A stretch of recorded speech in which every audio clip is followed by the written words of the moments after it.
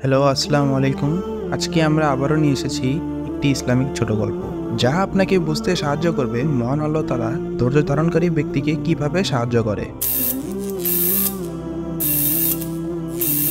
একদা কৃষক ওয়ালিদ তার গাধাটিকে সঙ্গে নিয়ে নির্জন রাস্তায় হাঁটতেছিল। হঠাৎ কৃষক ওয়ালিদের প্রিয় গাধাটি পিছলে গভীর গর্তে পড়ে যায়। সে যত চেষ্টা করুক না কেন, কিন্তু গাধাটিকে বের করতে পারে না। অনেক চেষ্টা করার পরও কোনো লাভ হয় না। নিকটতম শহরটি কয়েকশো কিলোমিটার দূরে তার অবস্থান থেকে। পাশ দিয়ে কোনো যানবাহনও যাচ্ছে না। রোদও তীব্র হতে শুরু করেছে। হে আল্লাহ, আমার তোমার সাহায্য দরকার। আমি কি করব তা জানি না। দয়া করে আমাকে পথ দেখান, আমাকে সাহায্য করুন। আমি অনেক কষ্টে আছি।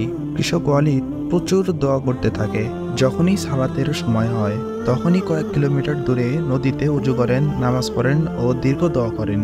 কয়েকদিন ও অনেক ঘন্টা দোয়া করার পর দুঃখী কৃষক ওয়ালিদ তার গাধাটিকে জীবন্ত কবর দেওয়ার সিদ্ধান্ত নেন। গাধাটির উপরে মাটি ঢেলে দেওয়া হচ্ছে।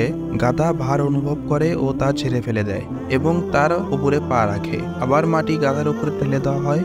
গাধাটি আবার মাটি ছেড়ে ফেলে দেয়, আবার উপরে ওঠে। এভাবে চলতে থাকে এবং এক নাগাদ গাধাটি গর্ত থেকে বেরিয়ে আসতে সক্ষম হয়। আর কয়েক মিনিটের মধ্যেই গাধাটি আবার সেই চরণভূমিতে ঘুরে বেড়াচ্ছে। আলহামদুলিল্লাহ। কৃষক ওয়ালিদ কখনো এত খুশি হয়নি। তিনি আল্লাহকে শুকরিয়া জানাতে থাকেন। আলহামদুলিল্লাহ রাব্বিল আলামিন। মহান আল্লাহ তাআলা সবসময় ধৈর্যশীল ব্যক্তির পাশে থাকেন। আজকে এই পর্যন্তই। এরকম আরও ইসলামিক গল্প পেতে আমাদের সাথে থাকুন। টিকে সাবস্ক্রাইব করে বেল আইকনটি প্রেস করে দিন। ধন্যবাদ।